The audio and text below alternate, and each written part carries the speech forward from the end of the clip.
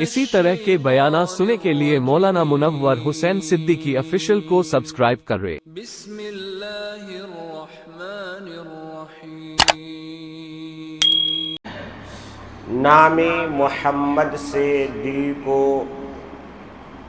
شعور ملتا ہے، نام محمد سے دل کو شعور ملتا ہے،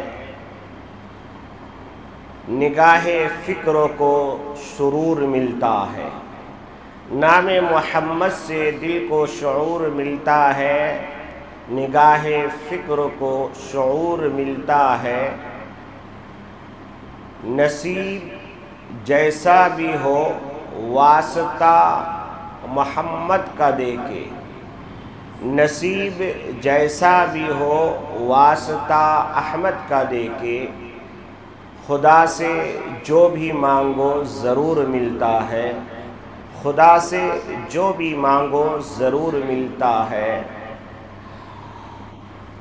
میرے عزیز دوستوں اور بزرگوں، اللہ کا بڑا احسان اور کرم ہوا کہ آج اللہ تبارک و تعالی نے ہمیں صحت و عافیت اور سلامتی کے ساتھ نماز جمعہ کے لیے جمع فرمایا ہے۔ اللہ تبارک و تعالی سے دعا فرمائے کہ اللہ تبارک و تعالی کہنے اور سننے سے زیادہ ہمیں عمل کی توفیق عطا فرمائے اور اپنے حبیب کے صدقے میں ہم سب کی مغفرت فرمائے۔ اللہ کے نبی صلی اللہ تعالی علیہ وسلم کا تذکرہ چل رہا ہے۔ میں نے بارہا آپ سے کہا ہے کہ یہ ایسا سمندر ہے کہ اس کا تیرنے والا اس پار سے اس پار جا ہی نہیں سکتا۔ نبی کا بچپنا بھی عجیب و غریب ہے، نبی کا لڑکپن بھی عجیب و غریب ہے، نبی کا نوجوانی اور جوانی اور پھر اس کے بعد کے مراحل۔ آپ نے غور کیا ہوگا کہ بچے جب تھوڑے بڑے ہوتے ہیں تو محلے والے کی شکایتیں آنی شروع ہوتی ہیں کہ آپ کا بچہ میرے گاڑی کا شیشہ خراب کرتا ہے، پتھر اٹھا کے لکھنا شروع کرتا ہے۔ یہ عام شکایت ہے۔ گاؤں دیہات میں ہوگا تو یہ شکایت آتی ہے کہ آپ کے بچے نے میرے گھر کے آم توڑ لیے، میرے گھر کے بیر کے پیڑ سے بیر توڑ کے کھا گیا، یہ شکایتیں آتی ہیں۔ اور اس سے آگے بڑھے گا تو پھر پتھر پھینکنے کی شکایتیں آتی ہیں، اور اس سے آگے بڑھے گا تو پھر گالی گلوچ کی شکایت آتی ہے۔ مگر یاد رکھیے نبی کی ذات جو ہوتی ہے وہ بچپن سے لے کر کے جوانی تک، اور جوانی سے لے کے بڑھاپے تک، اور بڑھاپے سے لے کے وصال تک، یہ اللہ تبارک و تعالی دنیا کے لیے ایک نمونہ بناتے ہیں جن میں کبھی کوئی غلطی نہیں ہونے دیتے۔ یہ اللہ کی طرف سے معصوم عن الخطا، نہ بچپن میں کوئی غلطی، نہ لڑکپن میں کوئی غلطی، نہ جوانی میں کوئی غلطی۔ کوئی شکایت یہ نہیں کر سکتا کہ کسی نبی نے ایسی کوئی غلطی کی۔ یہ ایمان ہمارا ہونا چاہیے، اگر نہیں ہے تو پھر سمجھیے کہ ہمارا ایمان کمزور ہے۔ اس لیے کہ اللہ تبارک و تعالیٰ کی نگاہ خاص میں نبی کی پرورش ہوتی ہے۔ نبی انسان ہی ہوتے ہیں، یہ نہیں ہے کہ نبی کوئی فرشتہ ہوتا ہے، نبی انسان ہی ہوتے ہیں، مگر پرورش ایسی ہوتی ہے کہ فرشتے بھی ان کے قدموں میں قربان ہوتے ہیں۔ فرشتوں کا بھی کوئی مقام نہیں ہوتا، نبی کے بعد ہے فرشتوں کا مقام۔ تو میرے عزیز دوستو، پھر سرکار دو عالم صلی اللہ تعالی علیہ وسلم جن کے لیے زمین و آسمان سجائی گئی، بنائی گئی، ان کا تو کہنا ہی کیا۔ اس لیے میں مکمل سیرت تو نہیں، بس کہیں کہیں سے تھوڑا تھوڑا آپ کو تحفہ دے رہا ہوں۔ ہم کوشش کریں کہ ہم ان کو اپنے زندگی میں ڈھالیں۔ میرے آقا صلی اللہ تعالی علیہ وسلم کے لڑکپن کا ایک بہت مشہور واقعہ ہے کہ آپ جب تھوڑے سے بڑے ہوئے، دائی حلیمہ کے یہاں سے، ماں حلیمہ سعدیہ کے یہاں سے واپس جب مکہ آ گئے، آپ کو کبھی بیکار رہنا پسند نہیں تھا، کبھی بیکار نہیں رہتے تھے. یہاں تک کہ حضرت حلیمہ سعدیہ کے یہاں کا بہت مشہور واقعہ ہے کہ اللہ کے نبی صلی اللہ تعالی علیہ وسلم جب بکریاں چرانے کے لیے سیما جاتی تھی تو اللہ کے نبی جب چلنا سیکھ گئے تو چھوٹے چھوٹے لکڑی اکٹھا کر کے اس کا ایک گٹھر بنا کر کے لاتے تھے. حلیمہ سعدیہ نے پوچھا ہے بیٹے محمد یہ کیا کرتے ہو؟ کہا کہ امی جان میرے تک تھا اسی لیے میں نے سوچا کہ میں چھوٹی چھوٹی لکڑیاں لے کے آؤں.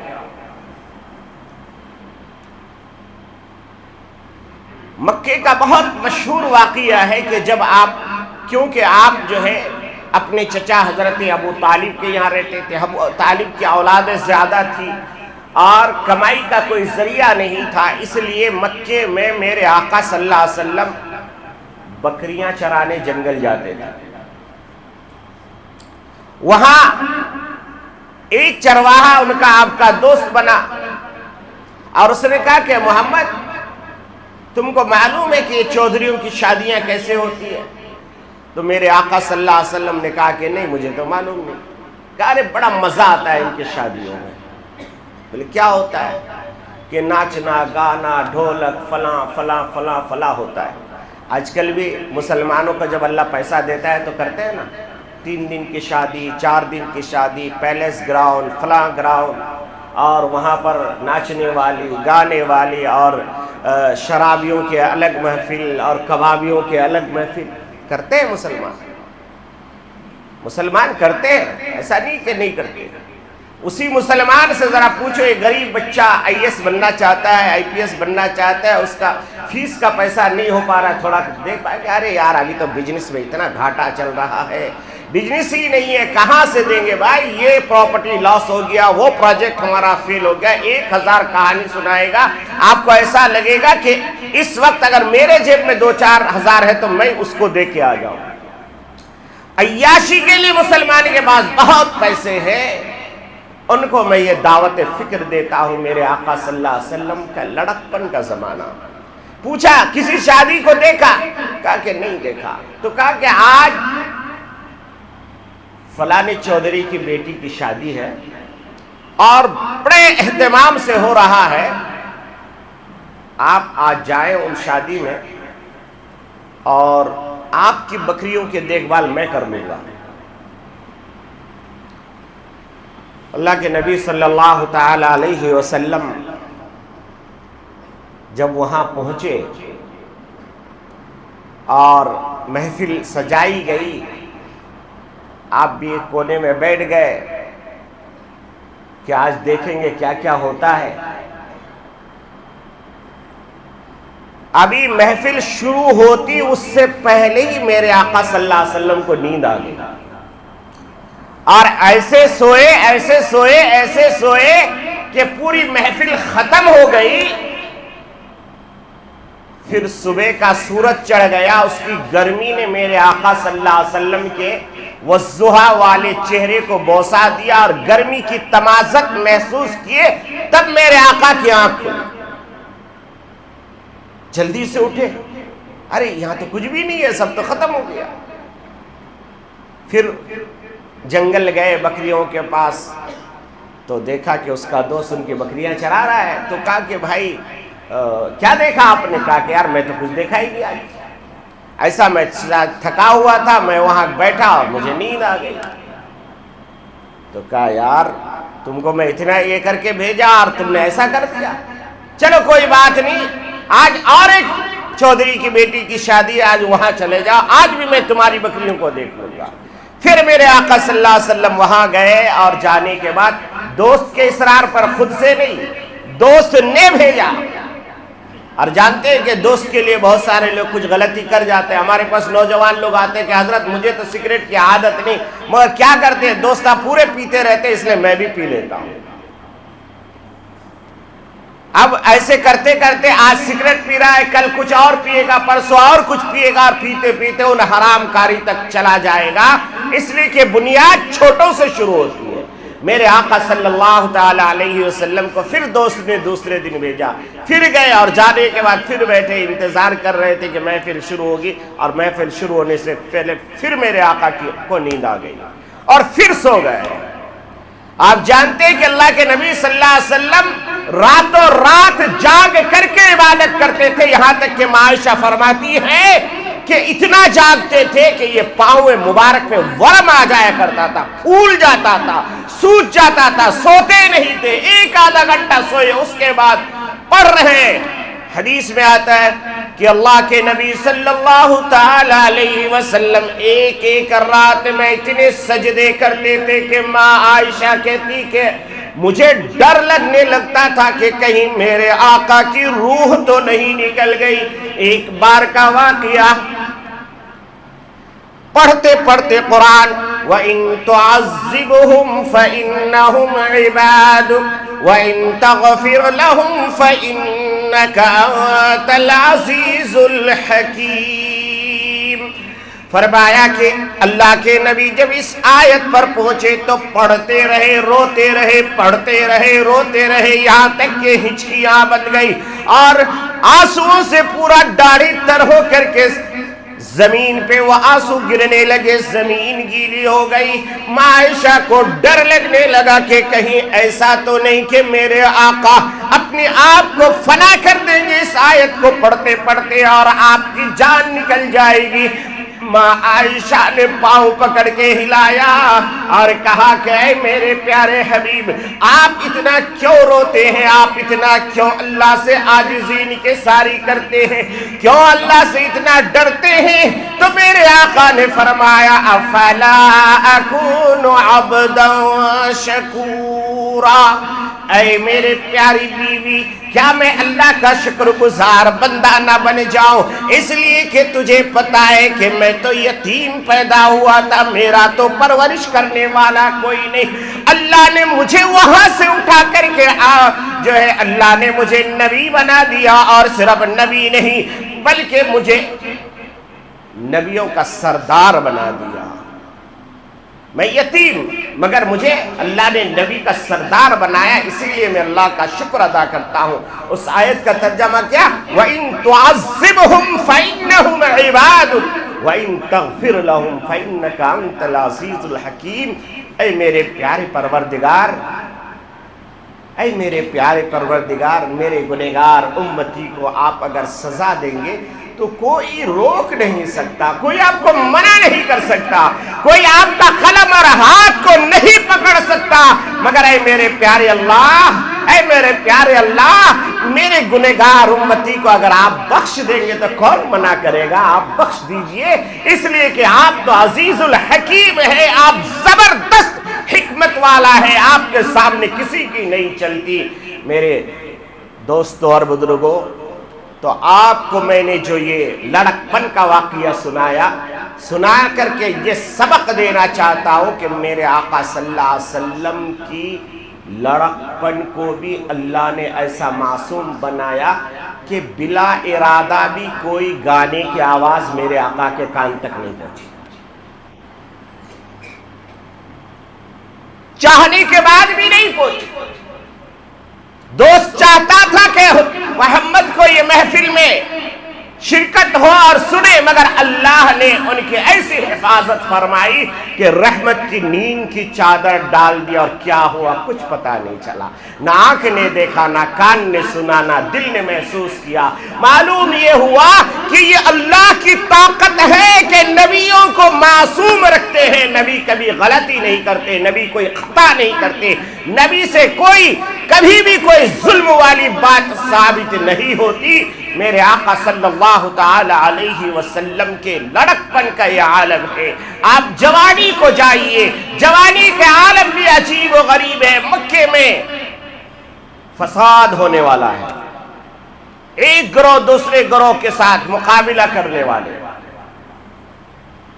ابھی نبوت کا اعلان نہیں ہوا، ابھی نبوت نہیں ملی، پورے قریش مکہ مل کے خانہ کعبہ کی تعبیر فرما رہے ہیں۔ اب بات آئی کہ حجر اسود کو اٹھا کر کے کون رکھے گا؟ ہوتی کہ نہیں لڑائی؟ مسلمانوں میں بھی ہوتی ہے. اس مسجد کا صدر کون بنے گا، اس انجمن کا سیکرٹری کون بنے گا، خوب لڑائی ہوتی ہے. اس بینک کا چیئرمین کون بنے گا، باقاعدہ اس کے لیے لاکھوں روپے رشوت کے کھلائے جاتے ہیں، ووٹروں کو خریدا جاتا ہے. مسلمان ان کاموں میں بے انتہا پیسہ خرچ کرتا ہے. پورے مکے میں ہر خاندان یہ چاہتا تھا کہ ہم اس پتھر کو اٹھا کے رکھیں. سارے مکہ والے لڑائی کے لیے تیار ہو گئے. کسی نے کہا نہیں، مکہ کی متولی ہم ہیں، ہم رکھیں گے. کوئی کہا کہ نہیں، ہم پہلے سے آباد ہیں، ہم کریں گے. سارے لوگوں نے کہا کہ بھائی ایسے نہیں ہوگا، ایک کام کرو. بولے کیا کرنا ہے؟ آج سب چھوڑ دو، کل صبح سب سے پہلے جو حرم میں داخل ہوگا اس کے ہاتھ سے یہ پتھر اٹھا کے رکھا جائے گا. سبحان اللہ. سب نے اتفاق کیا اور سب اپنے اپنے گھر گئے، سب سو گئے اور سب نے یہ ارادہ کیا کہ آج آدھی رات کو اٹھ کر کے ہی میں مکہ کے حرم میں داخل ہو جاؤں گا، خانہ کعبہ کے پاس جاؤں گا اور میں اپنے ہاتھ سے پتھر اٹھانے کی سعادت حاصل کروں گا.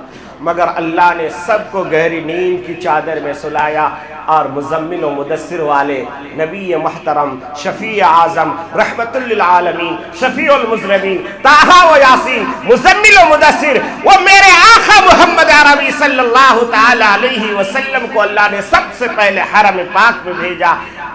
جب مکہ والے کی آنکھ کھلی سب دوڑے آئے، چلو میں پہلے سب آ کے دیکھتے ہیں کہ وہاں تو محمد پہلے ہی اپنے سر کو سجدے میں رکھ کے اللہ کی ربوبیت بیان کر رہا ہے، اللہ کی توحید و حمد بیان کر رہا ہے. ابھی نبوت ملی نہیں مگر محمد الرسول اللہ پہلے وہاں پہنچ کے جوانی کا واقعہ ہے.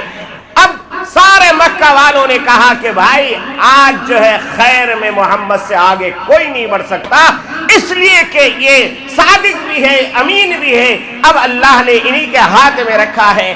بہرحال سارے لوگ مل کر کے کہا کہ ہمیں کوئی اعتراض نہیں، آپ ہی اپنے ہاتھ سے رکھ دیں.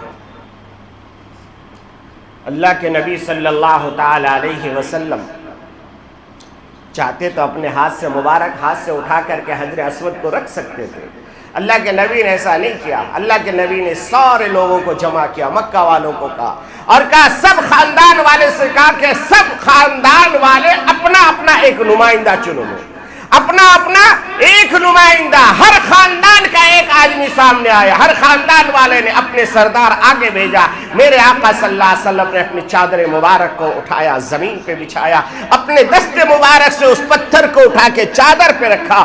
اس کے بعد سارے خاندان والوں سے، سب سرداروں سے کہا کہ چادر کے کونا کو سب مل کے پکڑ لو، چلو اٹھا کے لے کر کے. اور سب لے کے گئے پتھر کو وہاں سے، پہاڑ کے پاس سے، ابو قبیس پہاڑ کے پاس سے لے کے وہاں آئے اور آنے کے بعد پھر جو ہے حرم کے اس خانہ کعبہ کے پاس رکھا اور پھر میرے آقا نے اٹھا کے اس کو لگا دیا.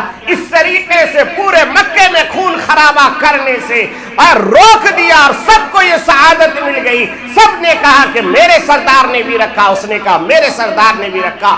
سب کو خوش کیا میرے آقا صلی اللہ علیہ وسلم نے. اس لیے میرے بھائیوں، میرے آقا کا ذاتی اعتبار سے کوئی دشمنی نہیں تھا. میرے آقا صلی اللہ علیہ وسلم کا 40 سال تک ایک بھی کوئی آدمی یہ نہیں کہہ سکتا کہ محمد کے اوپر کسی نے انگلی اٹھائی. 40 سال تک دعویٰ ہے میرا یہ. کوئی ایک آدمی بھی آپ کو نہیں ملے گا جس نے کبھی بھی میرے آقا صلی اللہ علیہ وسلم کی ذات کے اعتبار سے کبھی کسی کافر نے بھی انگلی اٹھا کے یہ کہا ہو کہ محمد کا یہ کیریکٹر، یہ تھنکنگ، یہ سوچ، یہ فلاں نہیں. سب نے کہا 100% نمبر دیا. کسی نے 99 بھی نہیں دیا، 100% نمبر دیا. جس نے بھی جب بھی پوچھا گیا کہا اس سے بہتر تو ہم نے انسان ہی نہیں دیکھا. اب میرے نورانی و عرفانی بھائیوں، مسجد عائشہ میں بیٹھے ہوئے ذمہ دار لوگوں اور اس شہر گلستان میں امن اور شانتی کے ساتھ رہنے والے مسلمانوں، آپ سے میری ایک بہت ہی عاجزانہ گزارش ہے. ہم جس ملک میں رہتے ہیں یہ ملک جمہوریت والا نظام والا ملک ہے۔ اس ملک میں اعلیٰ اور ادنا کی کوئی تمیز نہیں ہوتی۔ اس ملک میں 100 کروڑ کی جو حیثیت ہے وہ ایک تنہا آدمی کی وہی حیثیت ہے۔ اس ملک کو سب کو اپنی مذہبی آزادی حاصل ہے، یہاں تک کہ کوئی کسی مذہب کو نہ مانے اس کو بھی آزادی حاصل ہے۔ کبھی بھی کسی مذہبی شخصیت پر اس طریقے کا حملہ نہیں ہوا، مگر چند سالوں سے ہم دیکھ رہے ہیں کہ ایک طوفان برپا ہے۔ آئے دن کچھ ظالم لوگ میرے آقا صلی اللہ علیہ وسلم کے صاف شفاف 14ویں رات سے زیادہ خوبصورت چاند جیسے چہرے اور صبح کے دوپہر سے زیادہ چمکدار چہرے پر تھوکنے کی ہمیشہ کوشش کر رہے ہیں، اور مسلمان ہے کہ اپنے خیالات کو، مسلمان ہے کہ اپنے آپ کو بالکل اس سے الگ تھلگ کیا ہوا ہے کہ وہ کام ہے اس کا ہے، وہ بول رہا ہے، ہمیں کیا کرنا ہے۔ کچھ مسلمان کہتے ہیں کہ گستاخ رسول کا ایک ہی سزا، سر تن سے جدا، سر تن سے جدا۔ ہم اس سے ایگری نہیں کرتے۔ بہت اچھی طرح یاد رکھیے، یہ سزا سعودی عرب میں تو ہو سکتا ہے، یہ سزا کویت میں تو ہو سکتا ہے، بحرین میں تو ہو سکتا ہے، ہندوستان میں نہیں ہو سکتا۔ ہندوستان کیونکہ ایک جمہوریت والا نظام والا ملک ہے، ہمیں آئین کا سہارا لے کر کے کسی ذاتی شخص کو اس کو کیفر کردار تک پہنچانا چاہیے۔ گزشتہ جمعہ میں آپ کو بتا رہا تھا کہ میرے آقا صلی اللہ علیہ وسلم کے زندگی میں مکہ کے ایک چودھری نے برا بھلا کہا تھا۔ میرے آقا نے اسے کہا کہ او بھائی، مجھے گالی دینے سے پہلے اپنا سلسلہ نسب دیکھ لو۔ میں نے گزشتہ جمعہ پوری بات نہیں بتائی تھی، آج بتا دے رہا ہوں آپ کو، اور اس سے آپ قیامت تک آنے والے لوگوں کا سلسلہ نسب جوڑ لینا، آپ کے لیے بھی آسانی ہوگی۔ میرے آقا نے پیچھے نہیں، اس کے منہ پہ کہا، مجھے برا کہنے والوں، مجھے گالی دینے والوں، تم اپنے سلسلہ نسب کو دیکھ لو۔ اس کے کان کھڑے ہوئے، کیونکہ کسی بھی آدمی کے لیے اس سے بڑی اور کوئی گالی نہیں ہو سکتی۔ اسے اگر کہا جائے تو اپنے باپ کی اولاد نہیں ہے، تو ناجائز اولاد ہے۔ اور یہ کون کہہ رہا ہے؟ صادق الامین کہہ رہا ہے، جنہوں نے کبھی جھوٹ بولا ہی نہیں۔ جھوٹ بولنا تو دور کی بات ہے، جھوٹ کا منسوب بھی نہیں کیا گیا، کبھی دشمن نے بھی نہیں کہا کہ محمد کبھی جھوٹ بولتے ہیں۔ میرے آقا نے کیا کہا؟ او بھائی، تو مجھے برا کہہ رہا ہے، تو تو اپنے باپ کا نہیں ہے، تیری ماں نے منہ کالا کیا، تو پیدا ہوا۔ اب یہ بات منظر عام پر آ گئی، لوگوں نے سنا، اسے شرمندگی ہوئی، ایسا لگا کہ مکہ کی زمین پھٹ جائے اور یہ گھل جائے۔ یہ الٹے پاؤں دوڑتا ہوا اپنے ماں کے پاس گیا اور ماں کو قسم دیا کہ تجھے قسم ہے لات کی، عزا کی، حبل کی، جس بت کو تم مانتے ہو سب کی قسم ہے، تو سچ بتانا کہ میرا باپ کون ہے۔ مسجد عائشہ میں بیٹھے ہوئے ذمہ دار لوگوں، آج میں آپ کو اس کتے کی سلسلہ نسب بتا رہا ہوں جو ابھی میرے آقا صلی اللہ علیہ وسلم کو گالیاں دے رہا ہے۔ وہ ماں کو جب قسم دے دیا تو ماں نے شرمندگی سے اپنے سر کو جھکایا اور کہا کہ بیٹا، اصل بات یہ ہے کہ میری شادی ہو کے بہت دن ہو گئے تھے، تیرے باپ سے کوئی اولاد نہیں ہو رہا تھا، تو میں نے اولاد لینے کے لیے فلاں نے چرواہا سے منہ کالا کیا، فلاں آدمی سے منہ کالا کیا، اور اسی کے نطفے سے تو پیدا ہوا ہے۔ اسی دن سے ثابت ہو گیا قیامت تک آنے والے جو ظالم بھی میرے آقا کے کردار پر بھوکے گا، گالیاں دے گا، سمجھو کہ وہ ناجائز اولاد ہے، وہ حرامی ہے، اپنے باپ کا نہیں ہے۔ اب کرنا کیا ہے؟ میں آپ کو بتانا چاہتا ہوں، ہم لوگ جمہوریت والے ملک میں رہتے ہیں، ہم سب کی ذمہ داری ہے کہ ہم سب اپنے اپنے علاقے کے تھانے میں جائیں اور اس کمینے کتے کے خلاف FRI درج کریں، اس کی گرفتاری کا مانگ کریں، ڈیمانڈ کریں، اس لیے کہ جب تک ان لوگوں کو سزا نہیں ہوگی تب تک یہ لوگ ایک کے بعد دوسرا، دوسرے کے بعد تیسرا بھوکتا رہے گا، اور یہ ایمان کا ہمارا ادنا علامت ہے۔ باقی کسی کو مارنے کا، قانون توڑنے کا نہ ہمیں اجازت ہے، نہ ہمیں کرنا چاہیے۔ ہم اس ملک میں رہتے ہیں، یہاں پر امن اور شانتی کے ساتھ ہمیں اپنا کام قانونی حیثیت سے کرنا چاہیے۔ میرے عزیز دوستوں اور بزرگوں، میرے آقا صلی اللہ تعالی علیہ وسلم کی سنتوں کو اپنائیے۔ حضرت حذیفہ ابن یمانی رضی اللہ تعالی عنہ بہت بڑے صحابی، سرا والعلانیہ، کہا گیا کہ نبی کے زندگی کے راز کو بھی جاننے والا اور آپ کے زندگی کے وہ چیز بھی جاننے والا جو کوئی نہیں جانتا تھا۔ میرے آقا صلی اللہ علیہ وسلم کا ہمراز تھے حضرت حذیفہ۔ حضرت حذیفہ رضی اللہ تعالی عنہ ایک جرنیل کے پاس گئے مذاکرہ کرنے کے لیے۔ وہ جرنیل عیسائی تھا۔ یہ فلسطین کے واقعہ، دونوں کا جب آمنا سامنا ہوا، میز پر بات ہوئی، اس کے بعد دسترخوان لگایا گیا، کھانے کے لیے بیٹھا، تو حضرت حذیفہ رضی اللہ تعالی عنہ کے ہاتھ سے کھانے کا لقمہ چھوٹ کے زمین پہ گر گیا۔ حضرت حذیفہ رضی اللہ تعالی عنہ نے اس لقمے کو ایسا اٹھا کے صاف کر رہے تھے کہ بازو بیٹھے ہوئے آپ کے ساتھی نے کنیا ایسا مار کے کہا کہ کیا کر رہے ہیں آپ؟ اتنے بڑے بڑے شرفا لوگ ہیں، بڑے اسٹیٹس والے لوگ ہیں، بڑے اسٹیٹس والے لوگ ہیں، یہ لوگ اپنے آپ کو بہت زیادہ اوپر کی چیز سمجھتے ہیں، ان کے سامنے آپ لقمہ اٹھا کے کھائیں گے اچھا لگے گا؟ آج کل ہوتا ہے کہ نہیں، جتنا بڑا آدمی اتنا کھانا کو برباد کرتا ہے۔ بڑوں کے شادی میں جائیے، ٹکڑے پر ٹکڑا، ٹکڑے پر ٹکڑا کھایا، 2-4 پھینکا۔ ہوٹل میں جائیے، ہوٹل کا بھی یہی حال، ہم کھائے گا 1000 کا آرڈر کر دیا، 5000 کا نام جتا رہا ہے، میں اتنا کھانے والا ہوں، آدھا کھایا آدھا پھینکا۔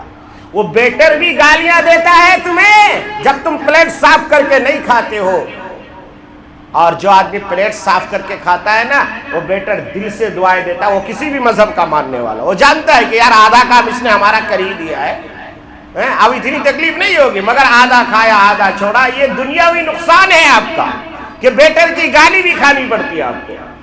تو حضرت حذیفہ رضی اللہ تعالی عنہ نے کیا کہا؟ اترک سنت حبیبی اہؤلاء الحمقاء۔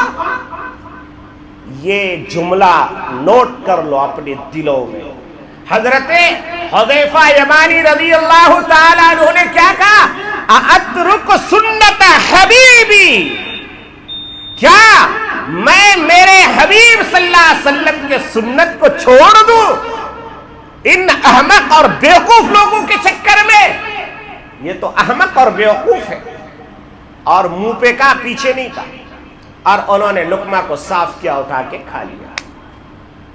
میرے بھائیوں، جب کبھی بڑے لوگوں کی شادیوں میں جاؤ، اگرچہ گھر میں تم پلیٹ صاف کر کے نہیں کھاتے ہو، وہاں ضرور پلیٹ صاف کر کے کھاؤ، تاکہ 2-4-10 احباب کو ایک سبق ملے کہ یہ مسلمان ہے، دیکھو کس طریقے سے کھاتا ہے۔